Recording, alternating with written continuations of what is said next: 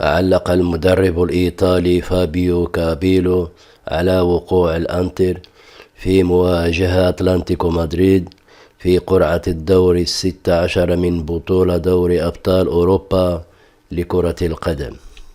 وقال كابيلو في تصريحات نشرتها شبكة توتو ميركاتو: ربما القرعة كانت ستكون أسوأ على الإنتر بوجود مانشستر سيتي وريال مدريد، لكن فريق دييغو سيميوني صعب جدا، وهم يلعبون في بيئة ساخنة ولا يهمهم تقديم لعب جيد بل تحقيق النتائج، وهذا الأمر يثير الغموض للإنتر.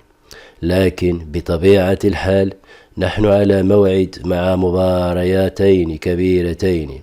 يذكر أن مباراة الذهاب ستقام في ملعب جوزيبي مياتزا، بينما مباراة الإياب ستقام في مدريد.